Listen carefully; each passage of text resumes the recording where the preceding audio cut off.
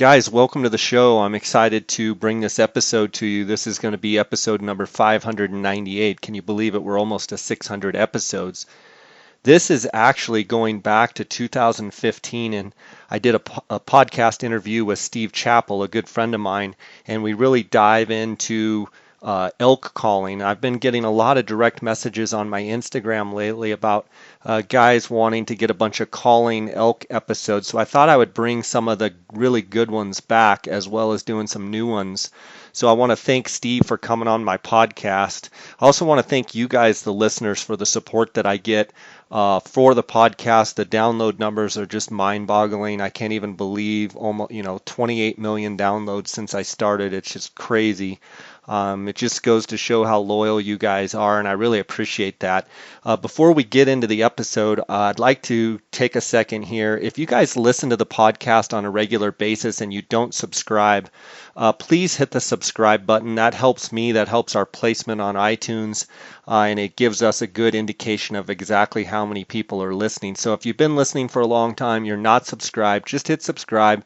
It doesn't cost anything. They'll automatically be waiting for you on your phone, and I really appreciate that. I also would ask you, and I hate to ask you guys anything, but if you do listen to the podcast, would you please go on iTunes and leave us a rating and leave us a review? Whether it be good, bad, or ugly, please leave a review. That means a lot. That also helps our placement on iTunes, and I just appreciate all of that. I also want to thank the sponsors and thank you guys. I get feedback from my sponsors every day of how much support you guys give them. I want to thank Go Hunt Insider. Right now there's a 30-day free trial going on. It's the best Western hunting resource out there. When you're talking about draw odds, harvest statistics, data, strategy articles, it's just an unbelievable resource. Plus they have giveaways every single month. All you have to do is be an Insider member and you're going to have a chance to be in the drawing. Go to gohunt.com/J Scott. Also want to thank the Go Hunt Gear Shop. Cody Nelson, my friend of 20 plus years, is the optics manager there. If you guys have any glassing questions, any optical needs at all, if you're looking at wanting to buy a new set of binoculars, spotting scopes, tripods, rifle scopes, anything to do with optics, give Cody a call at 702-847-8747.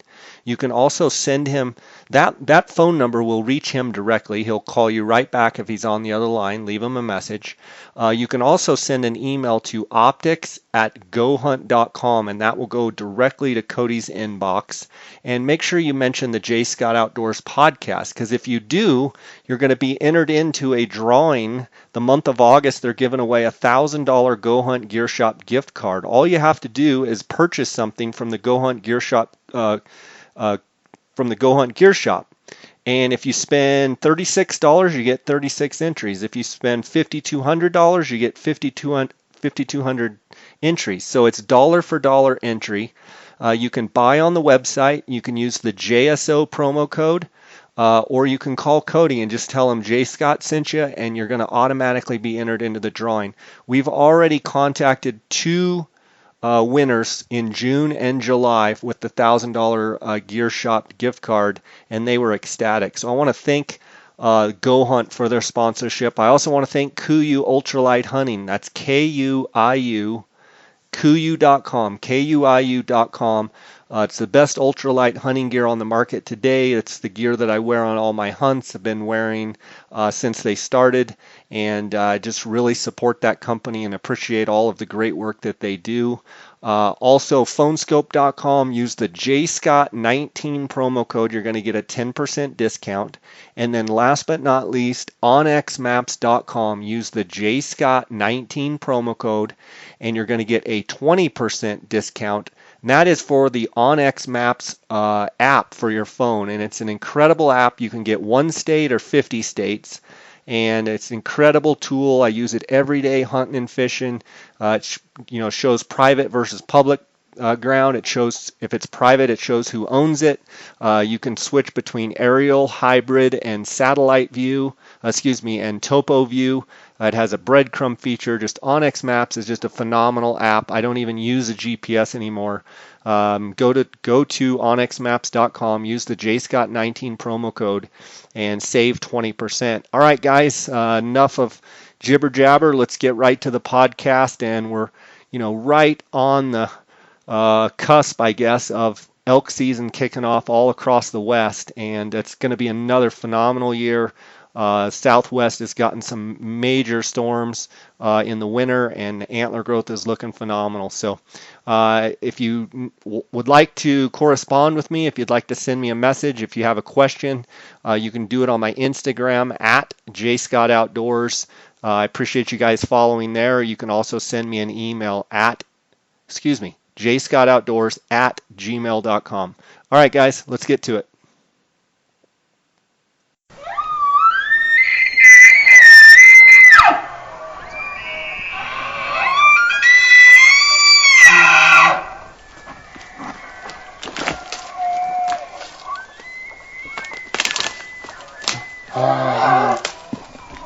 Welcome to the J. Scott Outdoors podcast. Today we have a very special show. We actually have a great friend of mine, Steve Chappell of Chappell Guide Service, and I've known Steve a long time. I think it probably goes back to the late 90s, and I first met Steve on an elk hunt. His dad had an elk hunt in Arizona, and Steve has become one of the best elk outfitting and guide services in Arizona. And we've been friends a long time. He's a fantastic elk caller. He's a fantastic hunter, and he's a great family man. Has a lovely wife, Barb, and two beautiful girls. And I've known Steve a long time, and I consider him a great friend. The listeners are really in for a treat today because Steve really knows what he's talking about when it comes to elk hunting, and I'm going to be able to bend his ear a little bit today and see if I can draw some of that knowledge and some of that experience out of him. We're going to talk about elk hunting, and we're going to talk about a lot of topics. So, Steve, how you doing, buddy? I'm doing great, Jay. I'm excited to be with you today. Yeah, this will be fun. Steve, how did you get your start in hunting?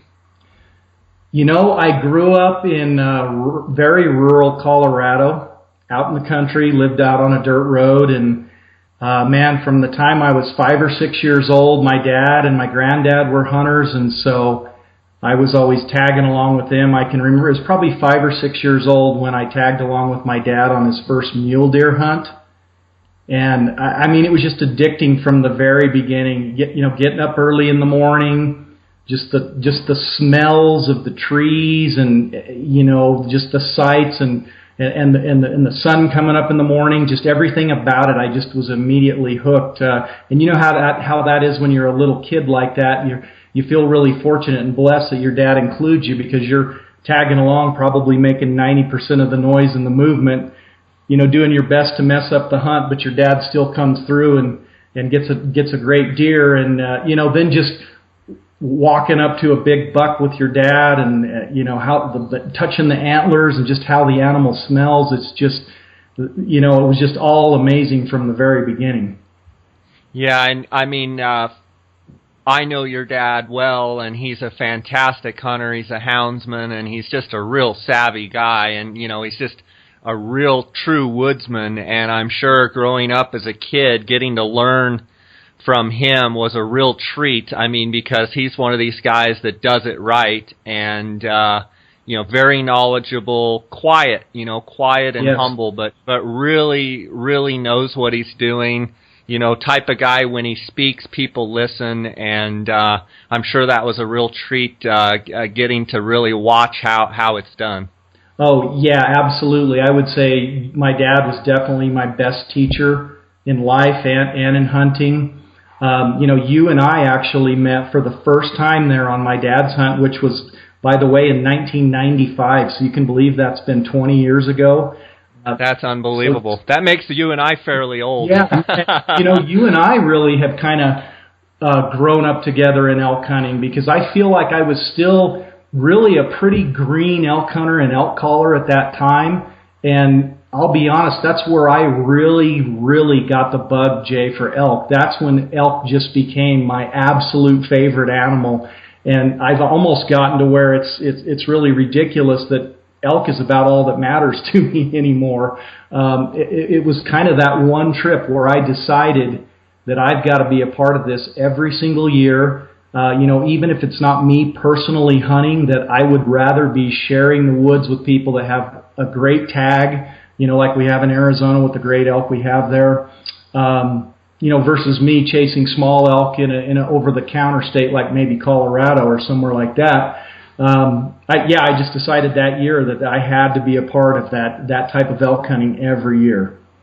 That's amazing that it was 1995. I specifically remember you and your dad and meeting you, and I want to say that you even had a hat on that said Elkaholic, or maybe a shirt or something. And I thought, man, this guy, I gotta meet this guy. And if I remember correctly, and the details are a little fuzzy, but it seemed like you were using maybe a Carlton or maybe a double reed, and I had just gotten some new Primos pallet plates, I believe, and I think, I gotta be honest, I think I even remember getting one that I had already used because I didn't have any new ones, and you're like, what is that call? Yep. And you popped it in your mouth and were immediately, ripping and making some great sounds. Remember that? That was totally. I don't know that I was making good sounds right off the bat. You're way too kind there, but I did. I actually had a Lowmen diaphragm call. Lowmen, okay. I don't even know if they're around anymore. Maybe they are. But yes, you're exactly right. You gave me a black Primos Sentry pallet plate call, and absolutely the first time I popped it in my mouth, I could tell right away a difference in that call versus just the standard diaphragms that did not have that pallet plate incorporated into the call. And so I mean, you're the one that introduced me to that pallet plate.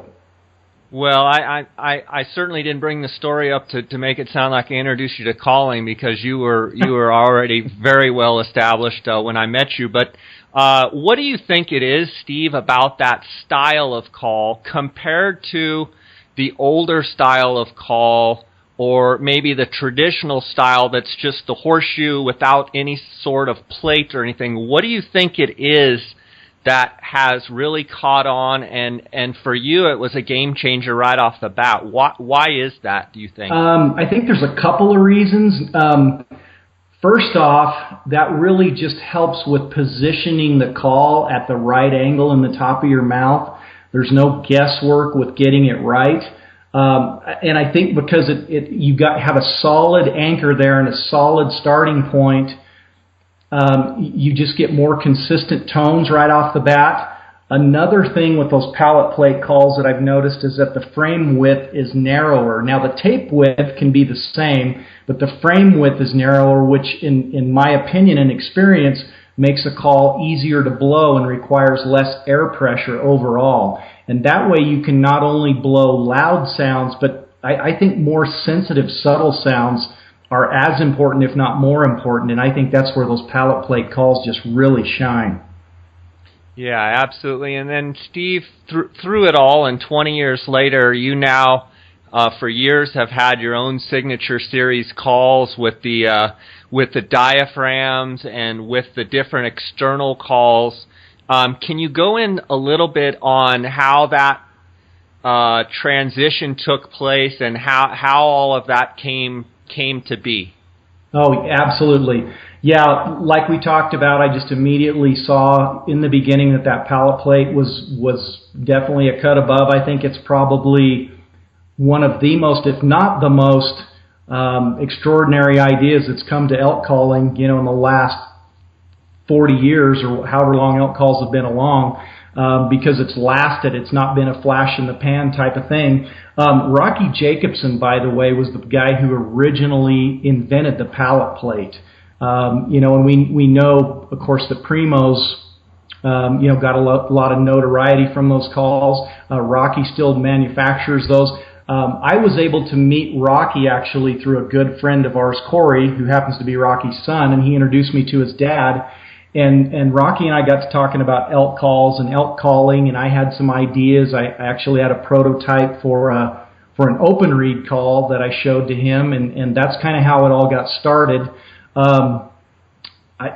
I think you and I both are pretty opinionated as far as tone quality and just how we want a call to sound. I think that's right in knowing you for about 20 years that we both have pretty strong ideas on what we think a call should sound like. And so, I brought some of those ideas to Rocky, and he took those back to the factory and went to work on it. And he mailed calls back and forth to me, different prototypes back and forth, and I just really feel like really nailed it right on the head. As far as we've got 3 mouth diaphragms that are my signature series mouth diaphragms. There's one that's called the estrus excited reed. It's an orange colored reed. Then we have another one that's called the closer. It's a red tape diaphragm that's kind of a hybrid double reed call. It's not a full double reed. It's got one single reed and then a cut reed on the second reed. And then we also have a blue reed that's called the challenge call. It's a little more sensitive and a little higher pitch than the other 2 calls. So they each kind of have their purpose and specialty, and I think everybody's going to kind of have their preference just based on how they blow a call and how they want a call to sound. But for me, they work really well. As I mentioned earlier, the first call that I showed to Rocky was a prototype that we actually ended up with the matriarch, which is an open reed call. It's got a mylar reed, similar to like the Primos Hyperlip single or the Carlton Estrus wine. It's similar to that. The difference is that it has a wood barrel. And for, I would say, about a decade, I was always intrigued with how an open reed mylar call would sound with a wood barrel. And when we developed this call, I'm just extremely pleased with the tonal quality that you get out. I think you get just a richness and sweetness that you just can't quite get out of plastic with that call. Yeah, I absolutely agree with you, and I, to this day, tell everybody that I know that the best external reed elk caller I've ever heard in my life is you, and I stand by that. I believe there's not anybody on the planet that can blow an external call as good as you can.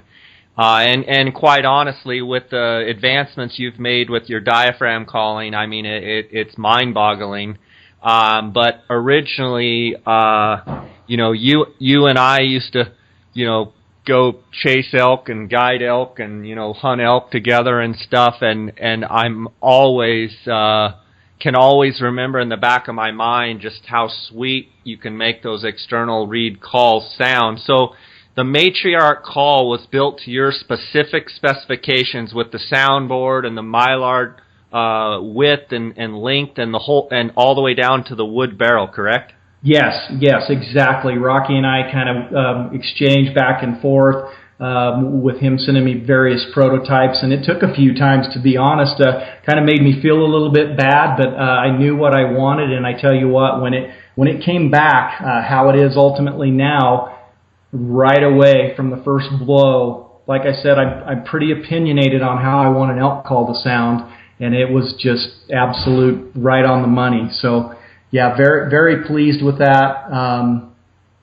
I think a mylar open reeded call is just like a mouth reed in that a guy's got to spend the time to really get comfortable and confident in it, because I'm sure you would agree, Jay, that when you go to the woods, that's the real proving grounds. And if you blow it just a little bit in the off season, and then you get out there in the woods and there's a bull out there bugling in front of you, it's a real humbling experience, and it can those nerves can really take over. And if you haven't spent the time on the call to practice, your nerves can definitely get in the way.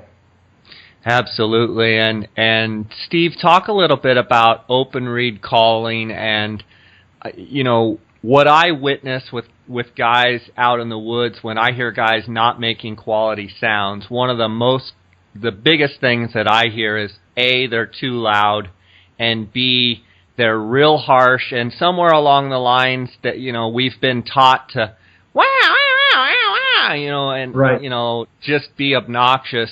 Talk to me a little bit about if you agree with that as far as that perception, and in your mind, when you're actually calling with your external call, what are you thinking? What are you trying to portray with that call, and what tone, what sound, what are you thinking with that? Yeah, absolutely. I agree with everything you just said right there. I believe that on an open reed call, that being subtle and sweet is the key, and having that nice, subtle, sweet, elky tone is what you want.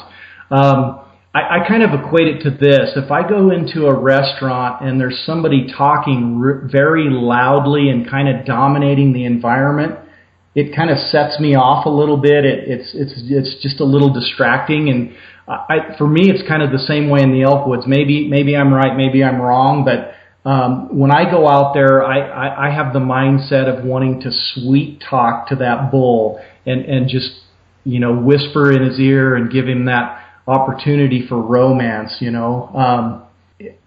you think that? And sorry if I interrupted you.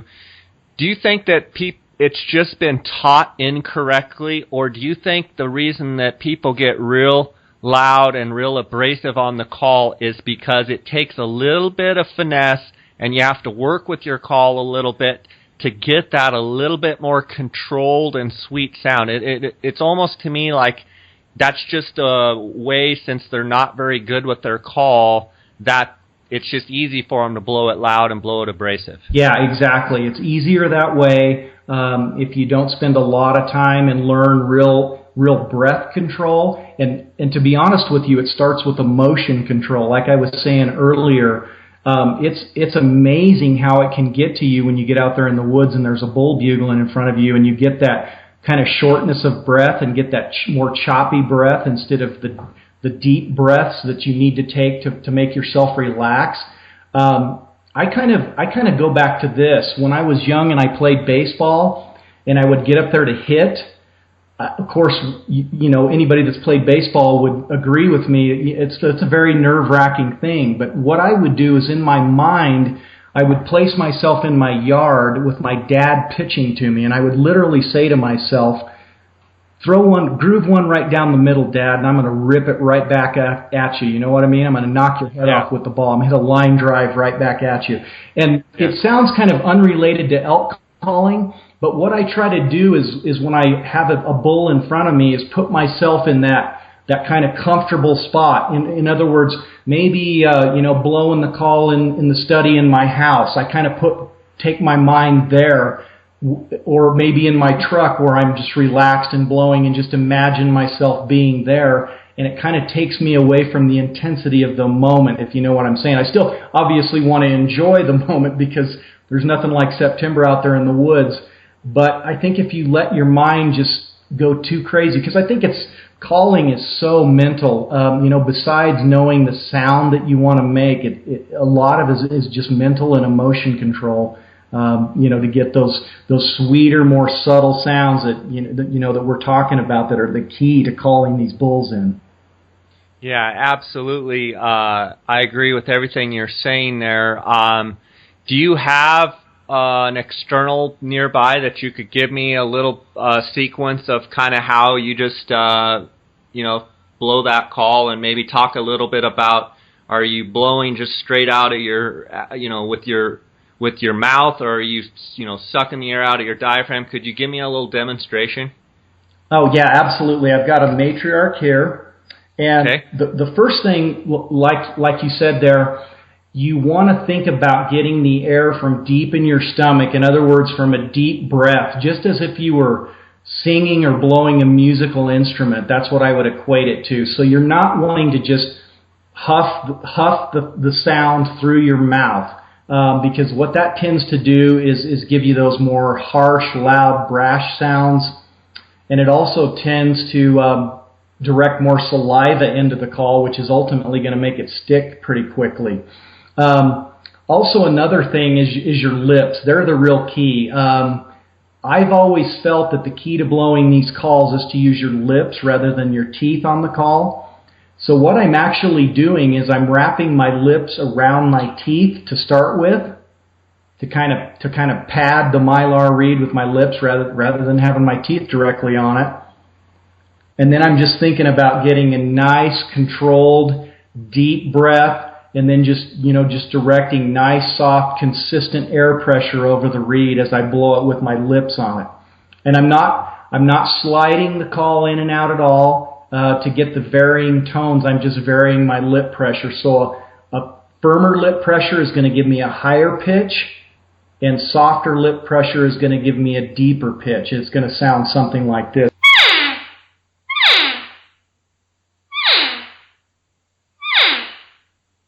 Okay, just something like that. And Steve, can I add something there? I've seen you do it so many times.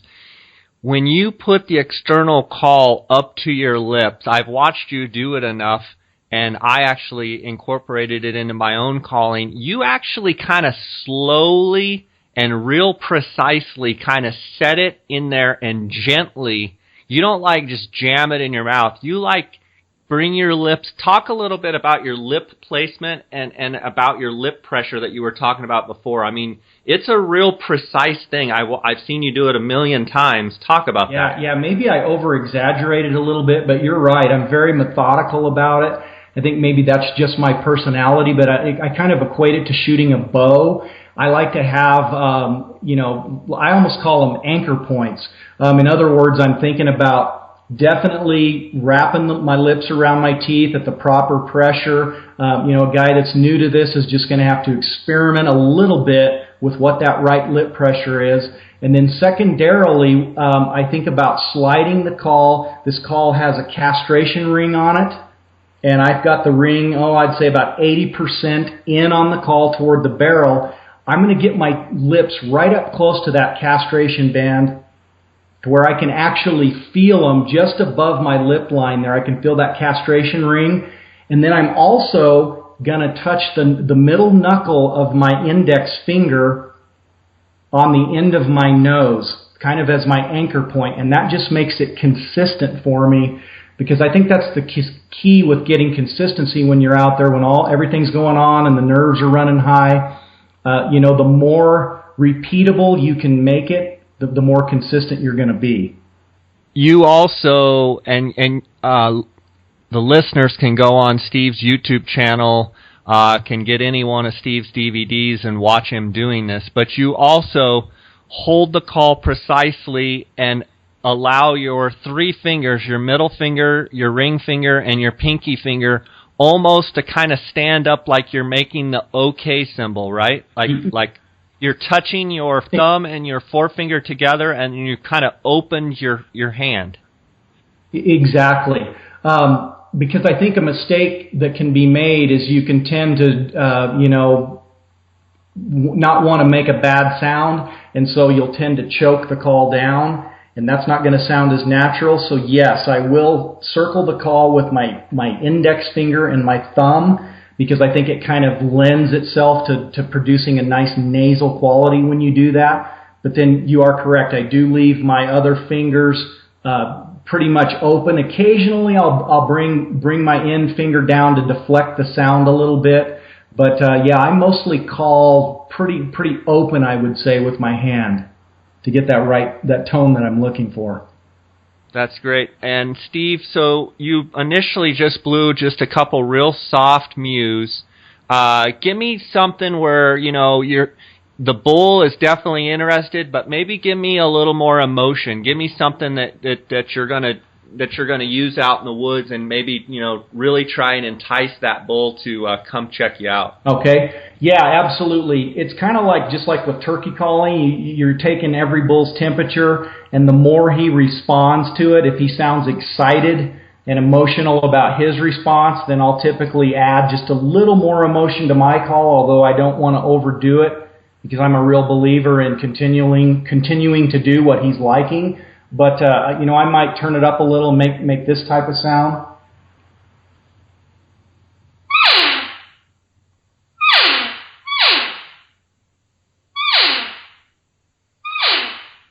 And a lot of people ask me, how frequently do I call? Typically when I'm calling to a bull, I'll call, and then I'll wait for him to bugle. and then when he bugles, I'll give him an answer back. But generally, I'm blowing anywhere from maybe 1 to 3 calls back at him. You know, I'm not gonna pound him and do 5 or 10 calls and just sound like I'm, you know, really loudmouth and over aggressive out there. But as long as he's liking what I'm giving him, that's what I'm going to continue to do. Just keep pour it on him. And you know, by the way, I never mix in an odd sound. You know, like for instance, if he's coming into a cow call, if I'm blowing an open reed like I'm doing here, I'm not going to start glunking at him. I'm not going to start bugling at him. I'm just going to give him what he's responding to and what he's coming to. Absolutely. I think that's a great tip. And I think, you know, being a turkey hunter, I find myself wanting to cluck, purr, yelp, do the whole thing. And it's like, you know, yes, you hear turkeys doing it sometimes, but a lot of times they're just kind of doing their thing. They're not running through the full gamut of the, you know, the calling contest out there in the woods. That's just not how they communicate. And I think elk are the same way in that, you know, you're basically just saying, I'm available over here. I'd like you to come over here. What are you doing? Come over here. Instead of saying, you know, what are you doing? What do you want for dinner? How do you know, you don't just run through the whole, you know, question and he's going to think, I'm not going to, that's a mess waiting to happen over there. Yeah, the class 30 questions, you're exactly right about that. You know, you just come home from the office and you get 40 questions before you even set your briefcase down. I mean, that's just not going to cut it. Steve, at the end of your call, I think what's different from your call than 99.9% of everybody else out there is you're able to have that just nice, I don't even know what the word is, but there's like a transition where you're into your note and then you're kind of letting it get real nasally. How could you explain that to people as far as getting as nasally as possible?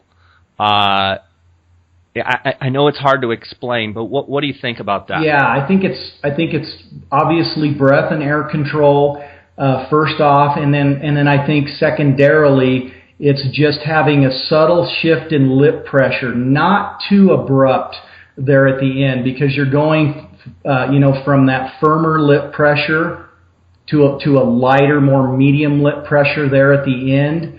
And there's definitely, if you watch yourself in the mirror or something when you blow a call, you'll see that your jaw and chin are going to drop to get that tone change. But again, I think it's just being subtle about it, rather than, you know, like you say, jamming the call in your mouth, you know, making a harsh tone and then dropping your jaw real fast. I think that, you know, to say, you know, predator calling than elk calling, where I think being subtle and sweet is more important.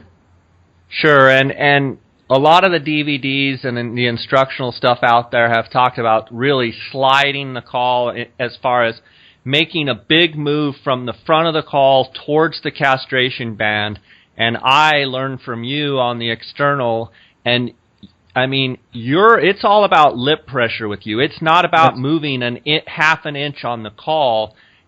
In reality, your lips are not moving back or forward in any direction. It's staying the same, but your lip pressure is looser and tighter, and you are not a proponent of sliding that call in and out. Yeah, not at all. I think it makes it more repeatable if you're just varying lip pressure. And something else that needs to be brought up is when we're out there elk hunting, we're not in the ideal environment. By that I mean we're not sitting in our office or in our truck where it's 70, 75 degrees and our body's warm, our lips and mouth are warm. No, it's more like we're out there. It can be, you know, anywhere from the low to high 30s on a typical September morning. You know, you've walked a mile and a half to even get in position to blow your first call at these elk. And by that time, you're a little short of breath. Your lips are dry. You know, it's just a lot different than being in a stationary 70-degree environment. So with that said, I think the more repeatable you can make it by varying your lip pressure versus sliding the call in and out, you know, where you may have dry, gummed-up lips by the time you've walked a mile and a half or more chasing a herd, I definitely think it makes you more consistent and more sweet when you're just varying your lip pressure on the call. Yeah, absolutely. And then, Steve, You created the matriarch call, and then you have a new call, external call, I believe, don't you? Yes, it's called the trophy wife. I don't want to come across as gimmicky, because I'm a big proponent in saying that a call that sounds elky will call elk in now. It will call elk in 20 years from now. I'm a firm believer in that.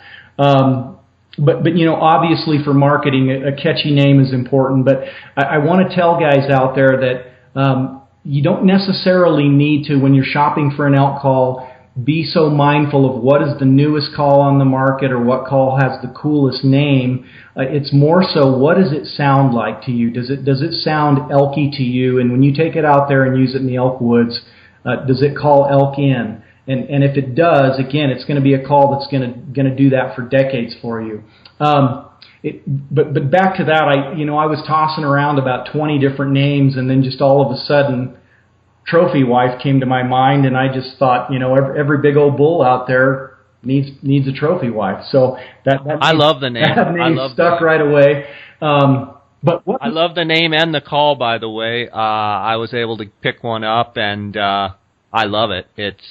It's got a really good sound. Do you happen to have one of those that you could demonstrate for us? Yeah, and I think what separates it from other calls, and including the matriarch, is that it's got a clear mylar reed, which is a little more sensitive than just the white standard mylar reed. So right there, it's going to have a little different tonal quality. I believe it's a little more. It's got a little more voice, a little more nasal quality to it.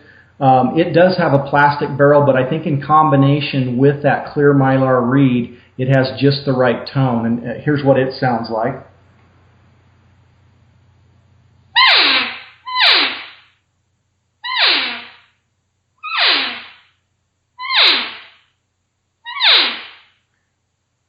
Yeah, and that's the trophy wife. Again, you're using the same technique that you would blow the matriarch with.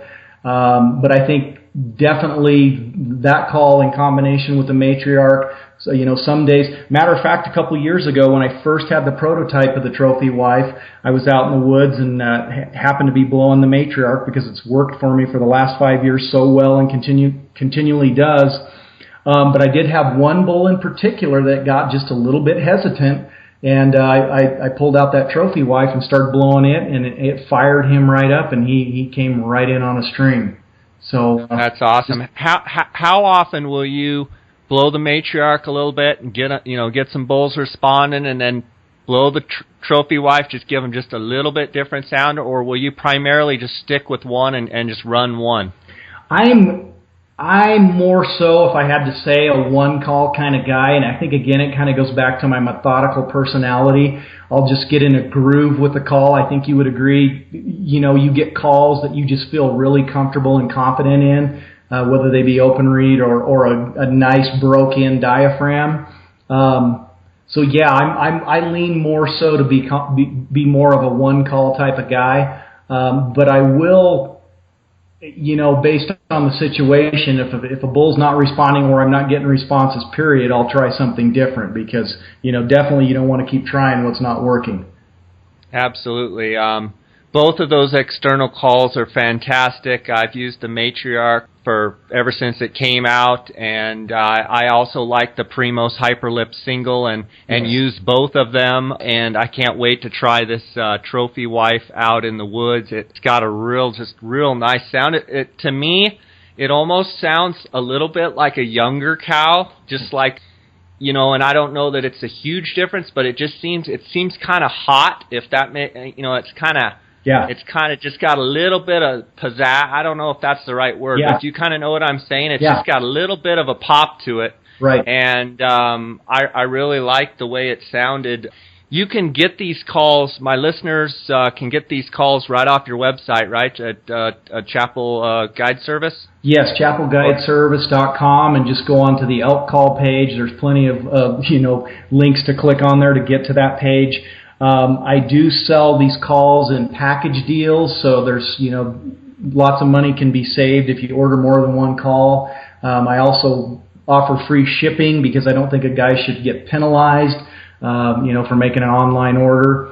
And I even offer them in combination with videos or DVDs, I should say. So yeah, Sure. all in all, I think my website's a great place to get these calls. And I appreciate all the business I get on the website. And I'm always a proponent of saying you don't want to try out and learn the calls on the elk. In other words, you don't want to order the call September 1st because you're going to be learning and trying it out on the elk. If you make it a habit of blowing that call, when I first started out, I'd say I blew an elk call probably 300 days out of the year. And I don't mean you had to blow it an hour, but maybe 5 or 10 minutes a day. It just keeps it fresh. That to me is where you can experiment and learn new and different sounds that you never thought you could produce before. So yeah, I say all that to say this: the earlier you get your calls, regardless of if they're mine or Primo's or whoever's calls you happen to use, and practice on them, yearly instead of just very seasonally, the better off you're going to be calling elk in. Yeah, I mean, I've actually, my buddy Giannis from Colorado, now Montana, I turned him on years ago to your matriarch call, and I mean, he just loves that call, and he's very good with it. Ironically, Steve, he actually blows it upside down. I know you know some other people that blow it upside down, but it just makes some really nice, sweet sounds, and your DVDs, you can listen to you calling on the DVDs as well as your YouTube channel. You have a bunch of demonstrations of the call, and I just urge any of the listeners that haven't heard Steve call a lot, if you want to learn how to elk call, or if you want to hone your elk calling skills, that is the place to go. He is the guy to listen to. He will sit here and be humble with you, but the reality is, if you want to get better, get some of Steve's calls and listen and watch what he's doing. He is as good as they get, and I've always told Steve if he would ever enter the Rocky Mountain Elk Foundation calling contest, he would win hands down, and I'm a firm believer in that. But that's not his gig, and he's that I know, and Steve's the best elk caller there is out there. So check him out on his YouTube.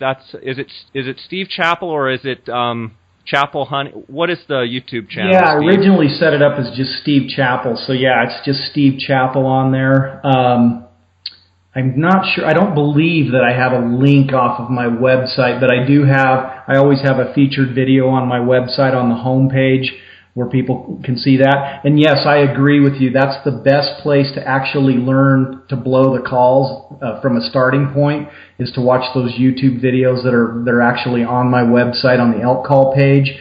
And then as far as how often to blow them, just how we use them when we're actually out there in the field is to actually watch that on those hunting DVDs, on those Extreme Bulls DVDs.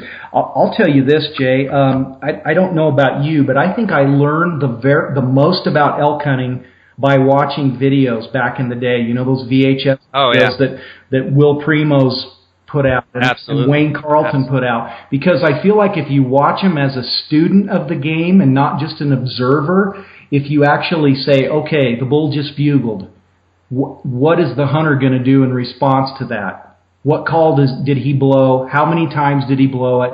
How loudly did he blow it, or how softly did he blow it? To be honest with you, I think you can learn more by watching a hunting video than you can an instructional video per se, because those in my mind, obviously just by design, are a little more canned, if you will.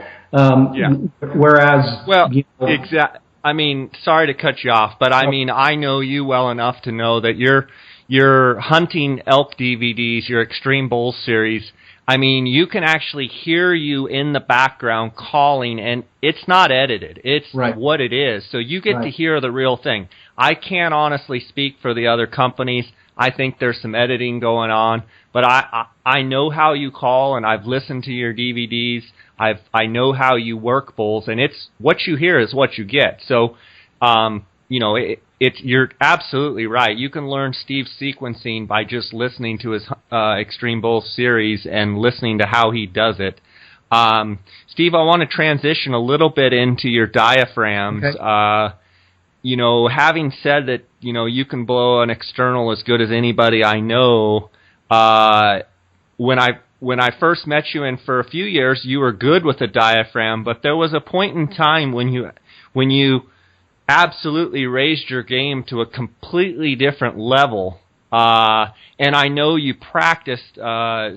Steve is a farmer by trade and spends a lot of time on a tractor. And I know I would call you a lot, and you would say, "Yeah, listen to this," and I'd just be blown away on the phone.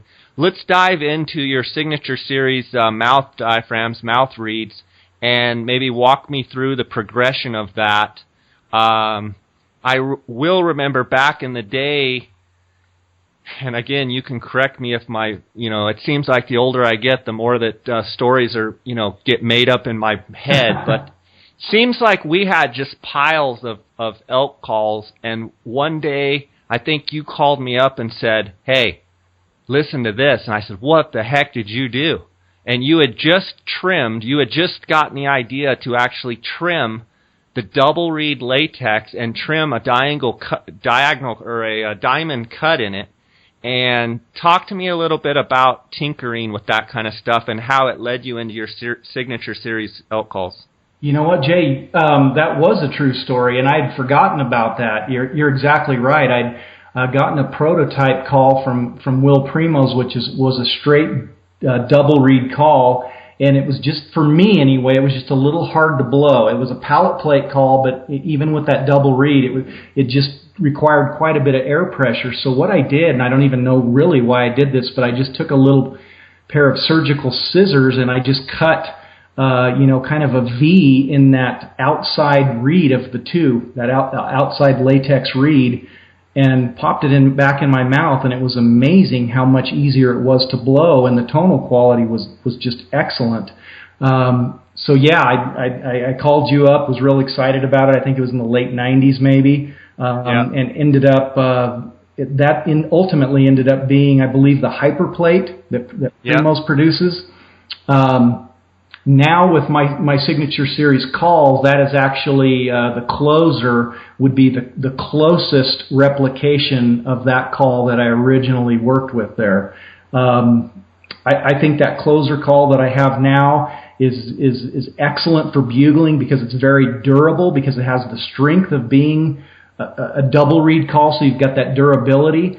But then it's also got sensitivity because trimming that second reed just tends to make it easier to blow and gives it just the right tonal quality. So I think it's the best of both worlds as far as a bugling and a cow calling reed, kind of a utility call, I should say.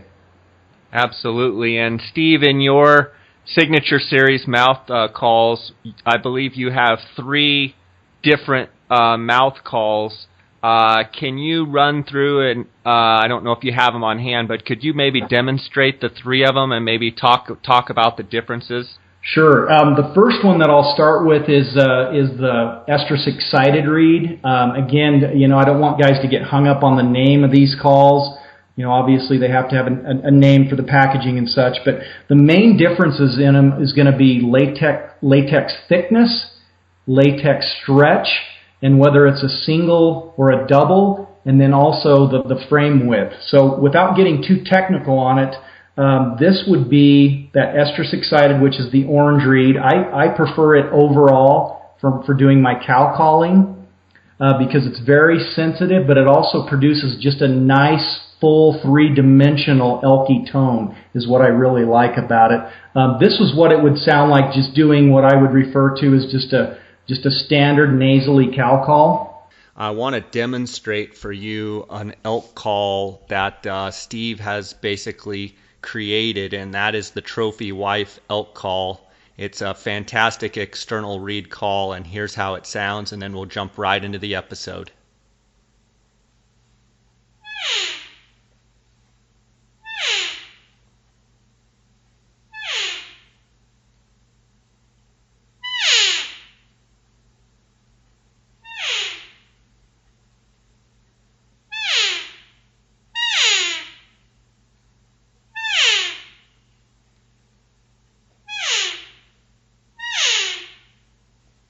is the orange reed. I prefer it overall for doing my cow calling because it's very sensitive, but it also produces just a nice, full, three-dimensional elky tone is what I really like about it. This was what it would sound like just doing what I would refer to as just a standard nasally cow call.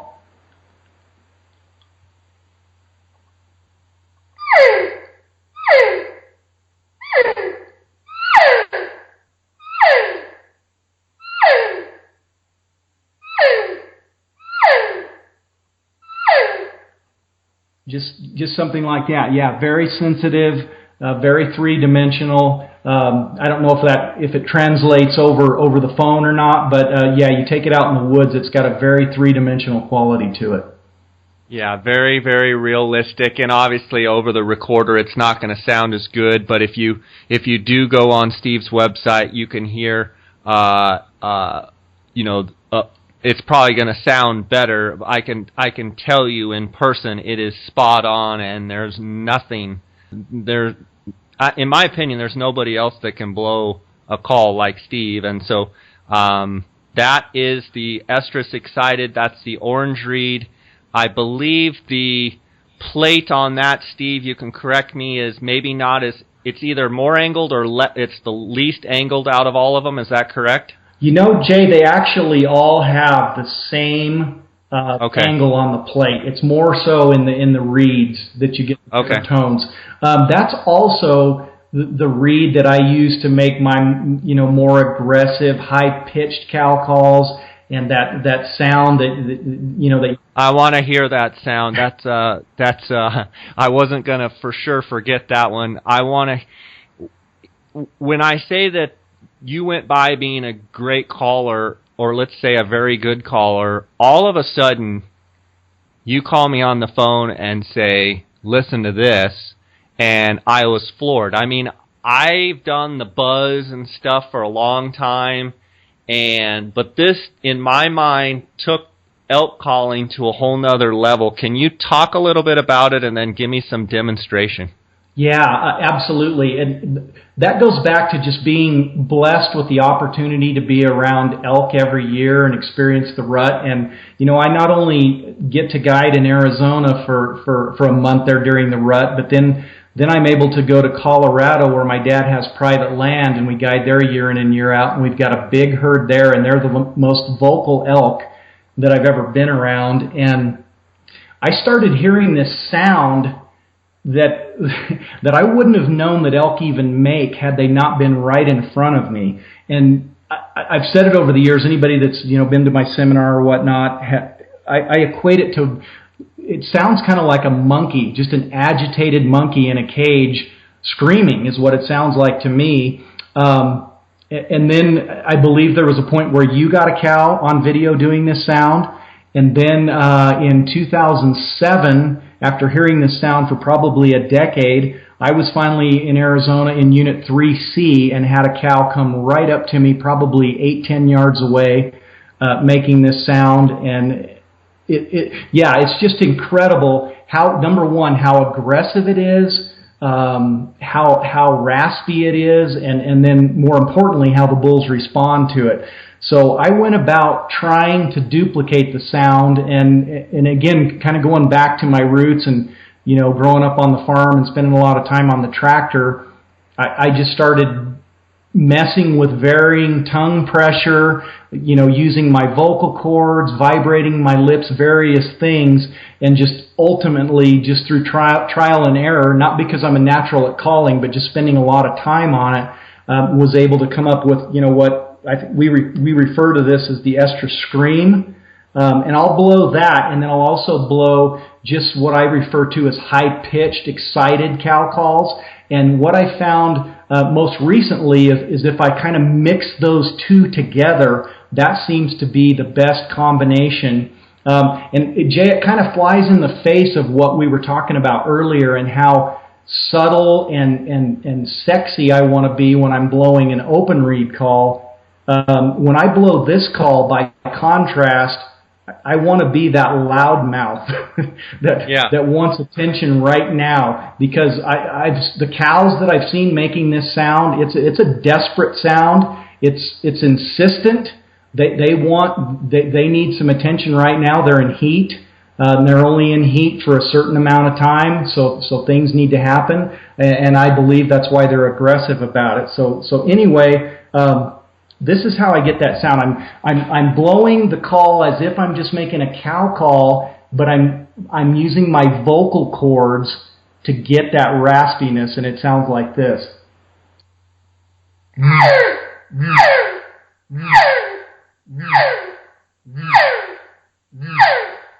You can also vibrate your lips, and it gives it this sort of sound.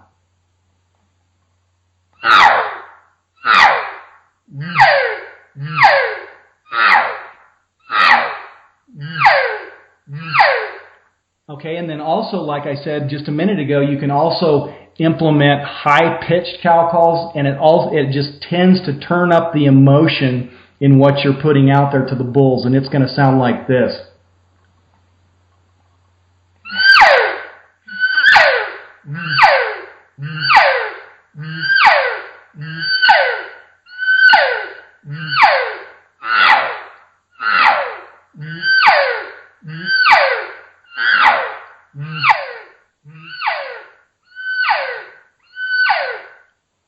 I know that sounds really wild.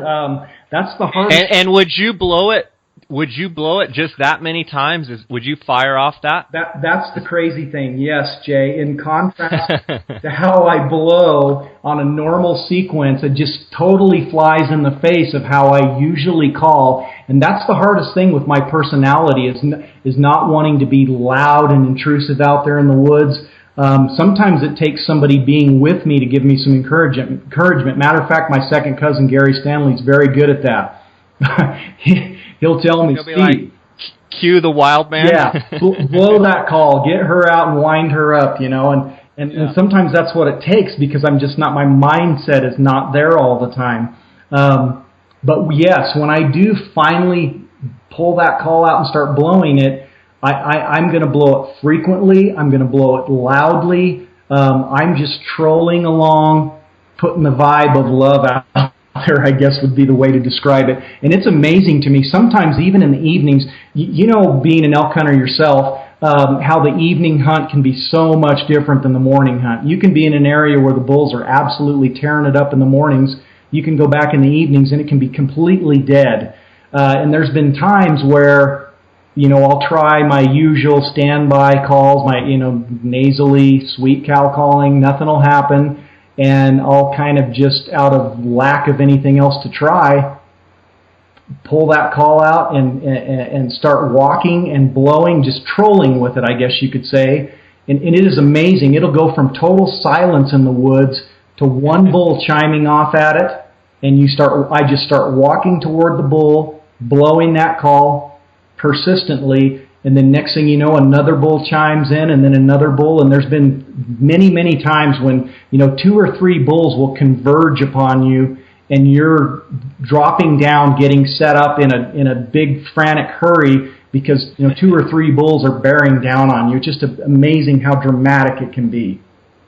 Yeah, I've seen you do it, and I've seen you do it on your DVDs, and I've heard that sound, and I know that when I hear that sound, usually you hear bulls fighting, you hear, them crashing trees, you hear all sorts of stuff, and it's just, you're not going to use that all the time, Right. Maybe not when the rut's not even going yet, but if it's any time at all where they're getting after it and getting with it in September, I think that call could be extremely deadly. I think one of the things to point out there is, a lot of people can do that kind of scream with their lips, but to me, that vocal cord, and if you just do it one more time for me, where you're doing just your normal high-pitched kind of cow call, but then you're letting your vocal cords vibrate, and then going, you're keeping that high pitch, to me, of all the sounds, that is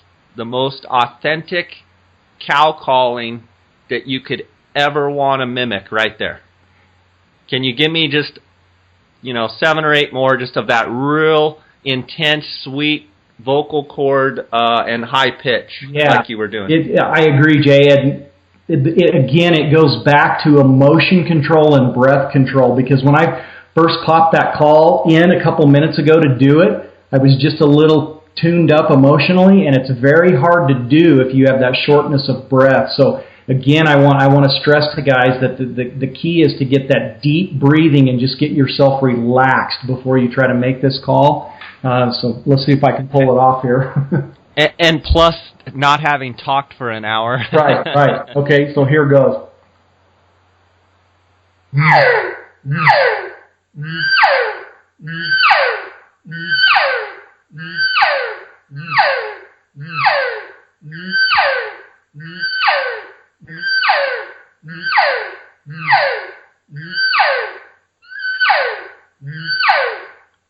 Okay. That's just world class right there, my man. That's unbelievable. Every elk hunter out there, if you're listening, if you're not learning how to make that sound, you are falling behind, and it is very difficult to do. But if you watch Steve, he's got his, you can actually watch his lips and watch how he's doing it on his website. Different links. You can go on his YouTube, and it's a phenomenal sound. Steve, that's the excited estrus calls. Those are fantastic. Run through the other ones, and maybe give me a bugle or two. Let me hear how the challenge, I believe it's the challenge call, bugles. Okay. Yeah, absolutely. You had to remind me to bugle, because I'm more about romance out there in the woods than I am about, going out there with a fighter's mentality. But I will say this, guys who bugle accurately, and by that I mean if they hit that high, ringy, strong note, a guy in particular that you and I both know, a good friend of ours, Corey Jacobson, he calls bulls in consistently with bugling, and I believe, again, it's tonal quality is the key. So when I'm bugling, again, that's what I'm looking to do, is hit that high, ringy tone that bulls make when I'm just doing a regular bugle, and then I'll contrast that with a lip ball, which I'll demonstrate that after I do this high, ringy bugle.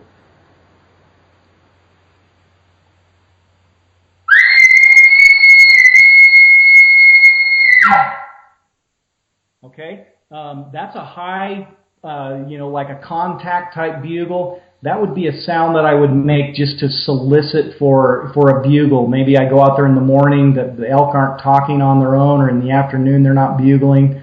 I'm gonna make a sound like that, and I really try to ring my own ears when I blow that call, and I believe that's when you get the best response out of it. Now, another sound that I'll make, which I just referred to as the lip ball.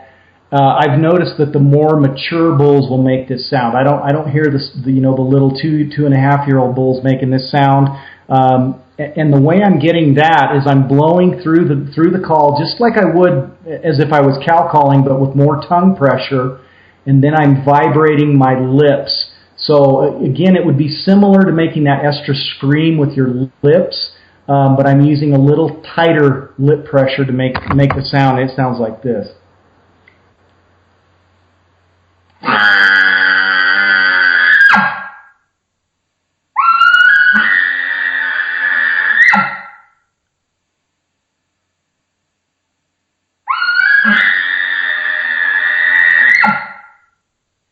And I've noticed that sometimes when bulls won't answer just that high-pitched sound, they'll answer that lip ball, because they view you more as a threat to them and their cows when you're out there making that more dominant sound. And then another sound that can be made, which also just shows more emotion, would be chuckling. Adding that on to the end of the call, whether it be a lip ball or a bugle. You could add a chuckle at the end.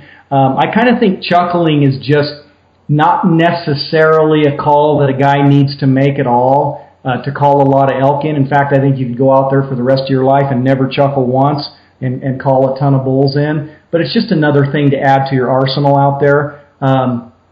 The key to it is that it's a 2-part sound. The first part, just by accident, I kind of relate it to the bark of an elk. So it's a real forceful out breath as you're blowing across the reed. So the first part of it's like this. Okay, and you don't want to go around making that sound, obviously, because you're going to scare a lot of elk away doing that. But then the second part, you're breathing air back in, and you actually, it sounds crazy, but you don't have your tongue on the latex of the reed on the second part of the call. It's only on the first part of the call that you're putting pressure on the latex. So when you put it together, I know it's a little hard just over the phone to kind of demonstrate this technique, but this is what it sounds like when you put the two parts together.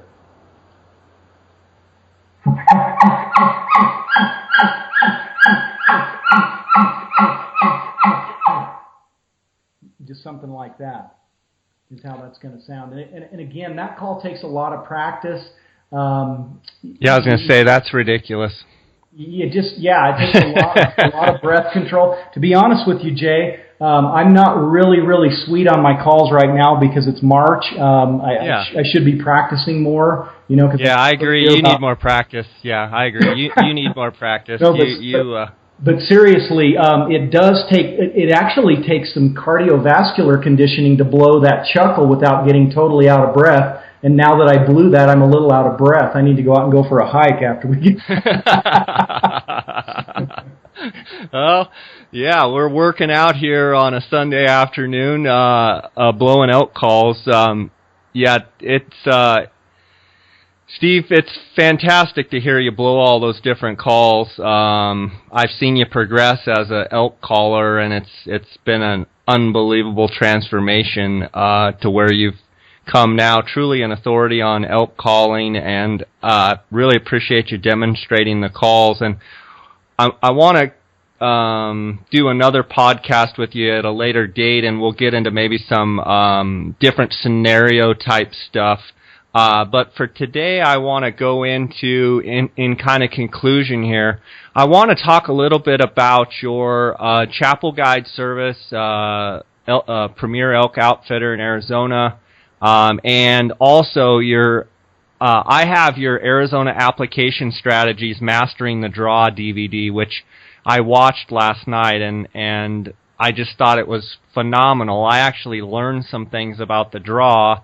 Having been a resident for many years here, I thought I kind of knew everything, but you really walk through all the different phases of the draw. How has the feedback been on your Mastering the Draw Arizona Application Elk Strategies been? Well, I'll say this. The guys who have watched it, the feedback has been, very good, very positive. I think it's a DVD that a person might need to watch 2 or 3 times just to catch everything, because there's a lot of material that's covered there. Every state, the draw has little subtle differences. Our draw in Arizona is unlike any other states. But like you say, I do break it down. I go over each phase of the draw, and I go over specific examples, reports that are off the Game and Fish website. And I think the best thing that a person can learn from it is they can learn not only about the different phases of the draw, but they can learn how to read those Game and Fish reports, which is very important when you go to strategize for what hunts you're going to apply for. Because if you have X amount of bonus points, maybe say you have 15 bonus points, and you're of the opinion that you can maybe draw the Unit 9 archery hunt. Well, if you go on the Game and Fish website and look at the 20% bonus point pass report, it will tell you otherwise. So, again, I think the biggest thing that people can get from that DVD is they actually learn how to read these reports and then go about applying intelligently with a good strategy, because our draw is really all about your first and second choice, and knowing what to put first and what to put second is huge. I'm amazed when I talk to folks out there. It seems like I would say easily 9 out of 10 people don't have a real grasp for how the draw works, and it's not because they're not smart people. It's just because we have busy lives. We have a lot of other things that take precedence over understanding the draw, and I totally get that. It's just what I do for a living, so I figured I better understand how the draw works if I'm going to be giving people advice over the phone. So, I just spent a lot of time studying and reading about it, to be able to produce that DVD. And Well, your examples that you give in the DVD by going through the actual Game and Fish booklet is amazing. And, where can people order this Application Strategies DVD, Steve? Yeah, it's at the top of the DVD page on my website. So if you just go on to chappellguideservice.com and click on the Elk Calls and DVDs page, and when you're on the DVD page, it's on the very top. The video is $19.95 with free shipping, and I also offer it in package deals with the calls, so you can get the DVD and save a lot of money on the calls by making a single purchase. Great. And, one of the interesting things about this is, it's not necessarily elk. You can take a lot of what's in this into the deer, into the sheep, into a bunch of the other animals, correct? Right, yeah, because the concepts apply across the board. I believe the sheep draw is just a little different. Jay, you would probably know more about that because you're a sheep guru. I'm really just an elk freak, to be honest. But yeah, definitely that DVD, if you're applying for elk hunts, for deer hunts, antelope, exactly, it's going to apply. Yes. Yeah. I misspoke. The sheep is actually different. And then, Steve, Chappell Guide Service, tell me which units you guide in Arizona, and you have some fantastic guides. Give me a little background on Chappell Guide Service and the units. I don't know if you're statewide or if you prefer certain units or what your status is there. Right. We have guided in most of the elk units. Not necessarily always by choice, but sometimes we'll get clients that draw units that we don't guide a bunch in. But to be specific, most of the time we're guiding in 9, 10, 1, 3A, and 3C. I would say those are our top 4 units that we've guided the most in over the past couple of decades. But we've also guided in 8, 7 West, 6A, 27, 6B, 5B North and South. But again, it kind of comes back to, I believe that the reason why we guide more in those 4 units that I mentioned first, 9, 10, 1, and 3C, is because of the fact that it takes people longer on the average to draw those units, so there's a lot more at stake when a non-resident draws those tags. They've been waiting, anywhere from 12 to 17, 18 years if it's an archery hunt, and longer than that if it's a rifle hunt. And so those people who have waited that long are more apt to book, and I think that's the reason why we guide more hunters in those 4 units. And and quite honestly, you like, and your guides, you guys like to be in some of the more premier units as well, I would think also. Sure, yeah, because just like you, I'm sure you would agree, Jay, we've only got 2 weeks for the actual archery hunt every year. It's the same for you or I as a hunter. So, I guess this might sound a little bit selfish, but obviously, you or I, we're going to want to be in a unit like 9 or a unit like 23, where there's typically more 350 and better bulls, where there's generally a higher bull to cow ratio because of how the unit is managed by the Game and Fish. It just makes for better calling because you have a higher bull to cow ratio. There's more competition amongst the bulls, so when they hear a call, they're more apt to come to it. So yeah, obviously we're more inclined to want to be in those more premier units just because of the shortness of time. And then the early rifle hunt, it's only a 1-week hunt. So really, besides being there in the unit prior to the hunt starting, the actual hunting with archery and the early rifle hunt, it's only a 3-week time frame out of the year, and God knows how we make it the rest of the year. Yeah, exactly. It's all a matter of it's depression from there on out. Exactly.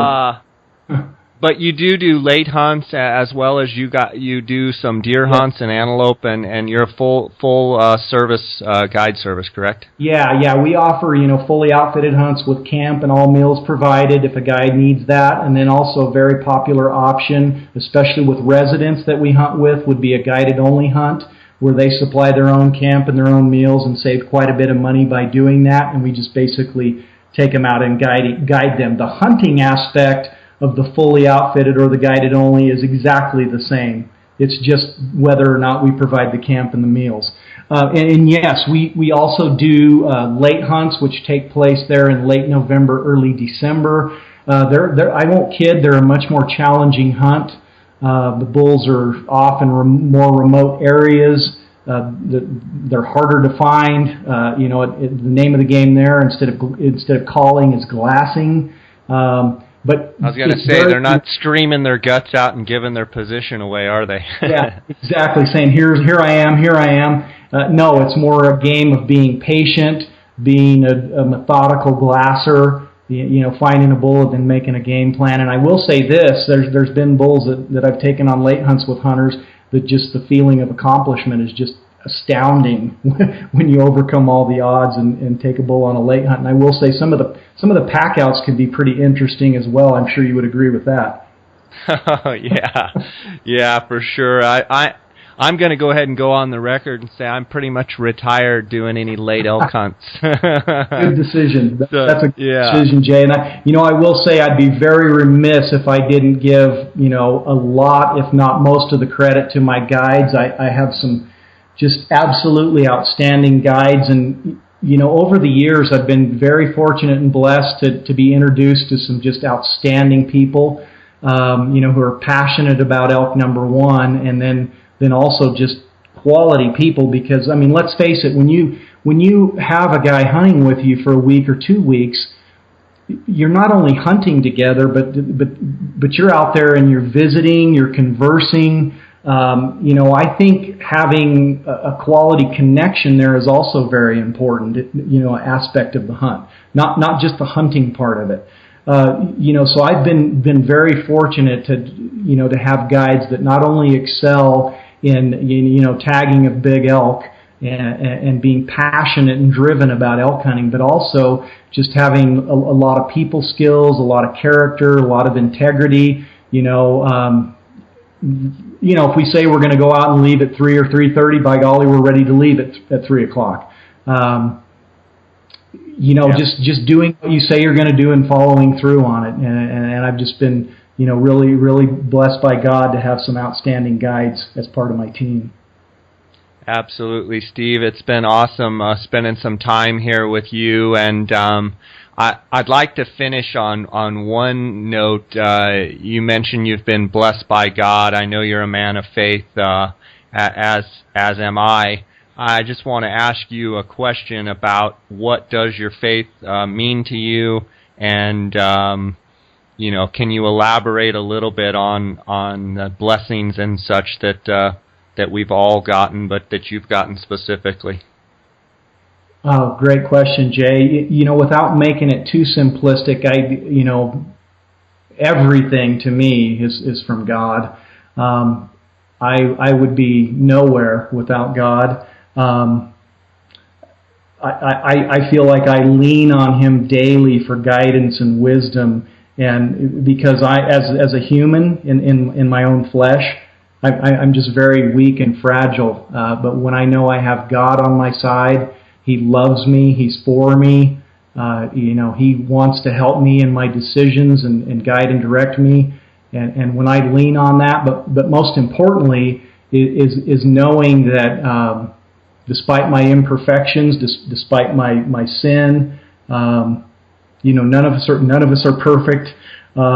Just knowing that my sins are forgiven, that Jesus Christ dying on the cross, paying the penalty for my sins, knowing that's what I'm relying on to get me to heaven and nothing else. There's just a sweet peace that brings to a person, and then everything else in life falls in line. And to be honest, I can't imagine living life without that peace and without that relationship with God through that I get through Jesus Christ. It's everything to me. Absolutely. Couldn't have said it better myself. And just an awesome hour here with you, Bud. I know hopefully maybe during the summer we can have another one and maybe get into more situational hand-to-hand, tactical type stuff with the calling. Maybe get an update with you, see how your trail cameras are doing.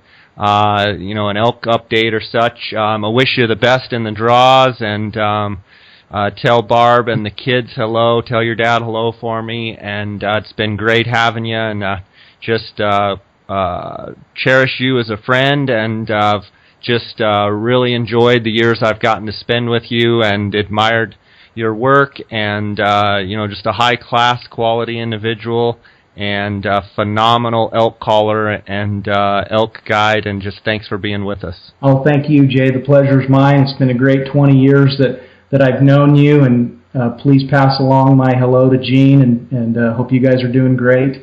And I hope we can both get through this EHD, I call it, Elk Hunter's Depression, for the next 6 months and make it to September. And everything will be good, and I look forward to maybe seeing you out there in the elk woods.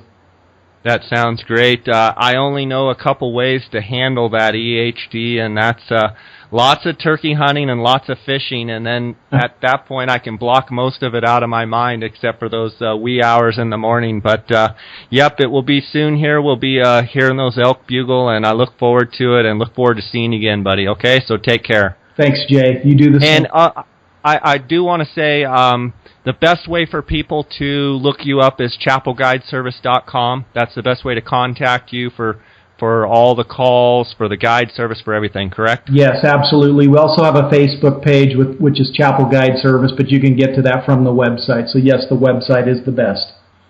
Okay, sounds good, buddy. Take care, and I'll catch you later. Thanks, Jay. God bless.